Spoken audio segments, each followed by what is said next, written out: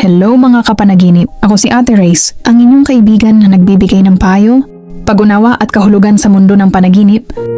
Another night, another day, at muli tayong magsasama upang tuklasin ang mga kwento, mensahe, at aral na maaaring nakatago sa ating mga panaginip.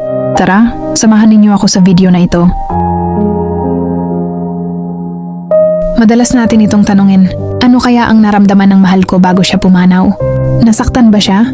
Natakot ba siya? O masaya ba siya? At minsan ang bigat ng tanong, galit ba siya sa akin dahil hindi ko siya napagamot agad? Kung isa ka sa mga may tanong na ganyan, makinig ka muna. Sa totoo lang po, hindi natin eksaktong malalaman kung ano ang naramdaman ng isang taong pumanaw na. Pero base sa karanasan ng mga doktor at mga taong nag-aalaga ng may sakit, kapag ang katawan ay unti-unti nang humihina, madalas po ay bumabagal din ang pakiramdam ng sakit.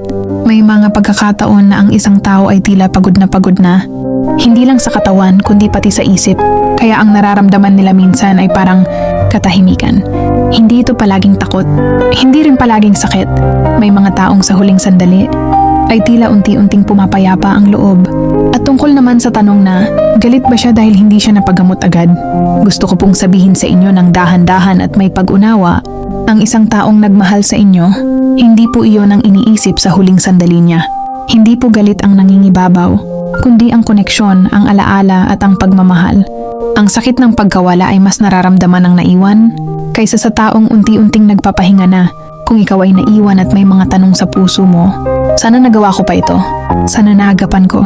Pakiusap, huwag mong pasanin mag-isa ang bigat na iyon. Lahat tayo ginagawa lang ang kaya natin sa oras na iyon, lalo na kung wala tayong kontrol sa sakit o sitwasyon. Ang pagmamahal mo ang mahalaga.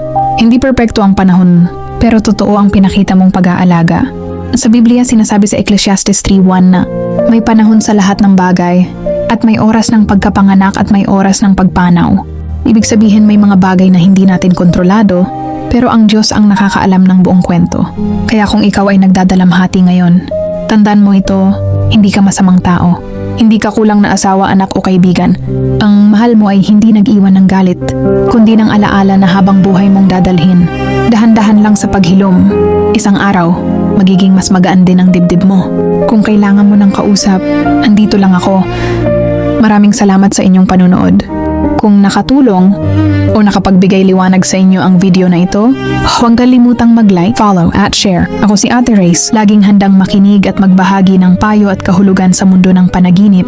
Hanggang sa muli, magandang gabi, magandang araw, at magandang panaginip sa inyong lahat.